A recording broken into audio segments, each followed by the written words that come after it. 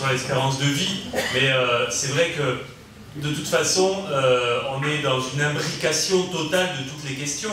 On vit plus longtemps parce qu'on a un bon système de retraite, parce qu'on a un bon système de protection sociale, etc. Et tout ça n'est pas effectivement une donnée intangible et pour toujours. Et effectivement, ce qu'il faut continuer à dire, c'est que justement, en dégradant les droits et en dégradant la retraite, on risque d'aller vers des régressions terribles.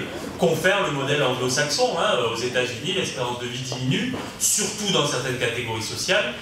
Et dans tous les pays anglo-saxons, on est sur une dynamique négative et très inégalitaire en plus. Les inégalités en termes d'espérance de vie sont encore plus fortes qu'ailleurs. Je voulais aussi insister sur la revendication effectivement de prise en compte des années d'études. Alors, comment on les prend en compte? Pour nous, c'est dans un système par annuité, donc c'est en validant des trimestres. Alors, je ne sais pas s'il faut en valider 4 par année, peut-être un peu moins, peut-être en fonction du niveau d'études, mais pour nous, c'est effectivement important de dire qu'il faudrait reconnaître le fait que les gens se forment, c'est un bienfait aussi pour la société, et donc il faudrait valider de la durée comme on valide de la durée de travail, parce que les études, ça fait partie de ce qu'on apporte à la société. Et sur ça, je signale simplement un petit débat qui va continuer à exister, là, parce que sur H-Pivot, là, ce qui a été soi-disant négocié avec la CFDT, c'est peut-être un recul sur l'âge, mais peut-être des dégradations plutôt sur les durées. Et justement, il y a cette question de ceux qui ont fait beaucoup d'études, qui sont rentrés tard sur le marché du travail.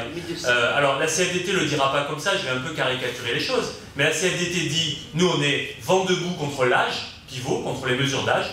Par contre, les durées d'assurance, peut-être, pourquoi pas, parce que ça pénalise ceux qui ont fait des études, et donc, comme ils ont des revenus un peu plus élevés que les autres, c'est plus juste finalement de taper sur eux. Et ça, c'est particulièrement malsain comme argumentation. Encore une fois, je les caricature, ils ne disent pas les choses comme ça. Mais c'est pour bien faire comprendre le débat qui existe. Nous, on veut ni âge pivot, ni augmentation des durées. Et si on augmente les durées, effectivement, on va encore plus pénaliser ceux qui font beaucoup d'études, qui n'ont pas forcément en plus des revenus beaucoup plus élevés. Tout dépend évidemment quelles études et quels métiers on fait après. Et en plus, c'est une mesure antisociale au sens anti-progrès social. C'est-à-dire qu'effectivement, on pénalise au contraire ceux qui font l'effort, en quelque sorte, de se former, même s'ils le font aussi pour eux-mêmes, ils en font bénéficier la société. Et puis après, je peux que souscrire.